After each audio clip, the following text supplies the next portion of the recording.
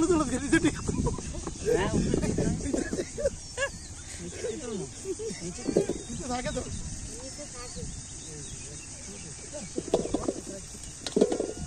ও গ্রাম বাংলার ঐতিহ্য।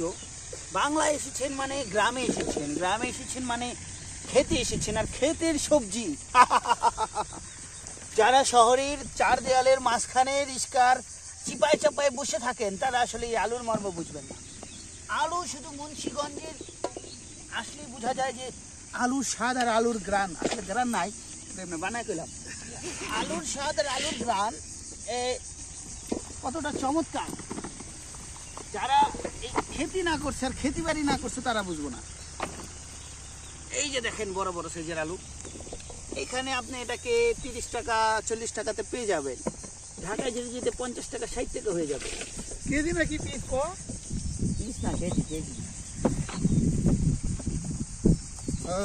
অনেকগুলো আলু দিল দিয়ে গেল, অনেকগুলো আলু তুললাম।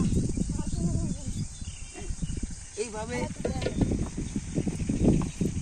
আলু তুলতে হবে বিকালবেলা, নয়তো বা রোদ্রি ঘন ঘটায় চাপা চুপা গরম করে ফেলবে।